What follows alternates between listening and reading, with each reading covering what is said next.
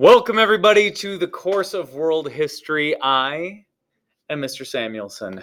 Today, we are going to be looking at the Sunni Shia split and a little bit of other history around this time in the Islamic Empire. Central question: why did Islam split into Sunni and Shia branches? To get this story, we're going to go all the way back to Abu Bakr, who was the first caliph or the first successor of Muhammad. See, after Muhammad's death, his father-in-law was selected to be this caliph, the successor. This was done, but not without protest. There were those who did not believe that Abu Bakr should be the first caliph. Instead, they wanted it to go to a man named Ali. More on that later. But under Abu Bakr's leadership, the Arab people of the Arabian Peninsula did unite. And they were able to unite against the Byzantine Empire up here, and also against the Persian Empire over here. And particularly against the Byzantines, within 10 years, the Islamic Empire had captured Syria, this stretch right up here. It had also captured Egypt and pushed into North Africa. So they had a lot of success against the Byzantines in these opening years of the Islamic Empire. Now, Abu Bakr had not been a blood relative of Muhammad. And this was why some believed that he should not be the successor. The problem was Muhammad had never named a successor. So instead, a group of leaders came together and had selected Abu Bakr.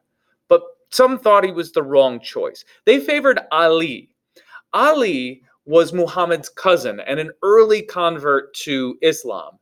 He was also a man who married Muhammad's daughter. See, Muhammad had no sons, but he did have a daughter. So Ali, Muhammad's cousin, becomes his son-in-law as well, and has kind of this double tie to Muhammad.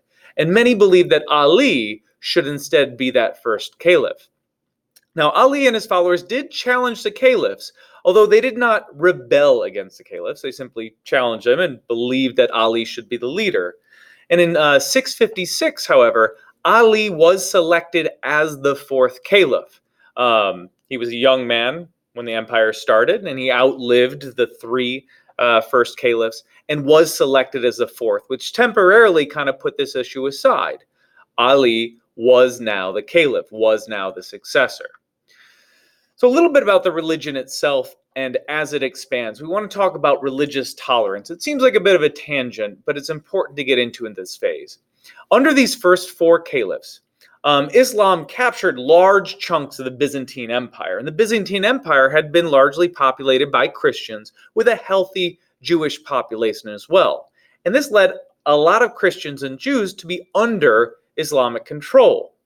Now, the Muslim governors of these territories didn't want rebellion, and they found a good, convenient way to accept Christians and Jews and not lead them to believe that they were being persecuted and therefore rebel against the Islamic Empire.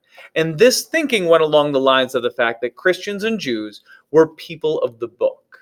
That is, they had these same common founding texts. They all believed in Moses and the Ten Commandments and so on and so forth. It's a part of this common tradition. You see, Muhammad had seen himself as yet another prophet of God, just as Jesus had been. See, within Islam, Jesus was a prophet, and his message did come from God. He wasn't a son of God, but he was a prophet, and that he was legitimate in those ways. So it comes from and builds on this faith. But of course, Jews and Christians rejected Muhammad as a prophet, and therefore they weren't fully embraced. And one way that they weren't fully embraced is that they weren't trusted to bear arms and serve in the army. So in lieu of being a part of protecting the empire, they paid a small tax instead of contributing in this military way. And in that way, Jews and Christians were tolerated and integrated into the Islamic Empire. All right, back to our main story. Succession and division. Ali does not live forever. Ali himself dies, and a fifth caliph, isn't so much selected as just rises to power.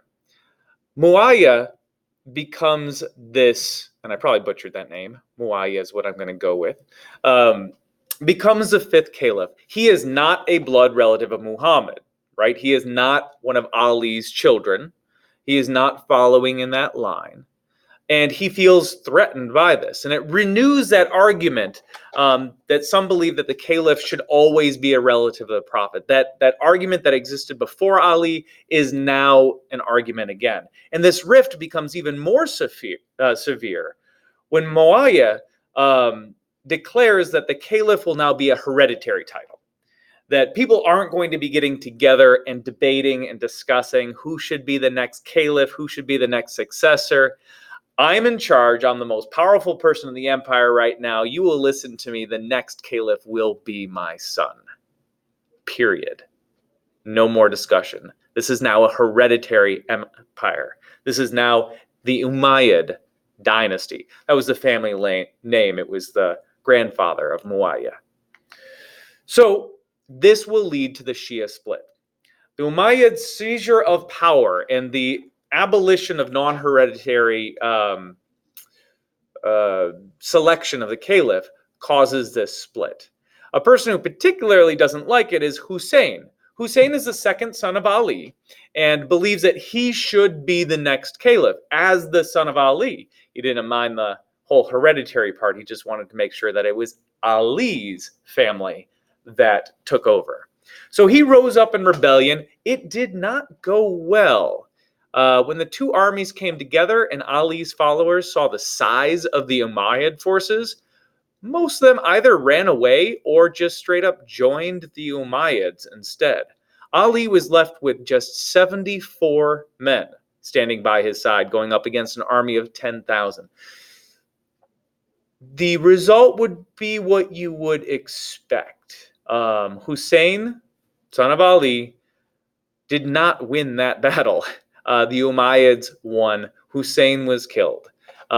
Despite this loss, however, the other followers of Ali and Hussein, those who believed that that line should continue, continued to saw the Umayyads as illegitimate leaders. And they formed at this point a separate branch of Islam where only Muhammad's descendants could lead, and most specifically descendants of Muhammad through Ali. They formed the Shia branch of Islam. Shia is an abbreviation of a longer term, which basically says the descendants of Ali. Shiism today, just to fast forward, those who followed Hussein and Ali became known as Shia, and today the Shia have a majority population in just two countries. Iran, which is predominantly Shia, and Iraq, which geographically looks like it's more Sunni, the other branch, but most of the population of Iraq lives right here. This is where Baghdad is. This is where people in Iraq live. So Iraq and Iran are majority Shia. All of their neighbors and most of the world are Sunni. In fact, only about 15% of Muslims identify as Shia. Those Muslims who did not believe that political and religious power must be held by Muhammad's descendants are the Sunnis. You don't have to be in that family line. The Umayyads then are Sunni Muslims. Okay, they're this group that do not believe that you should have to be a descendant of Muhammad in order to lead the Islamic Empire and the Muslim people. And they actually do fairly well for themselves. In 710, they finished their conquest of North Africa and crossed this little narrow Strait of Gibraltar into Spain. And by 725, they have turned almost all of Spain into Muslim-held territory. They did try to do the same thing and get into Europe, but they wind up losing the Battle of Tours right here in 732 to Charles the Hammer, a man who is the grandfather of Charlemagne, another name that's come up in this class. So this ended their expansion into Europe. They tried one other expansion through Constantinople in 717, but that city, oh my gosh, is hard to take. Those walls outside Constantinople are tall. They are strong. It is difficult to beat this city. And in 717, this Arab caliphate was not successful in taking Constantinople, and Europe would then be safe from the encroachment of Islam for several hundred years. By 750, the Persian Empire is captured. It is all done. It's gone.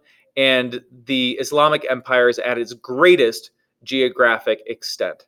The Umayyads were able to stretch from Central Asia all the way to the Atlantic Ocean. More on the Islamic Empire for sure coming up, but that is all for today. I hope that you learned something, and I hope you'll join me again next time. Farewell.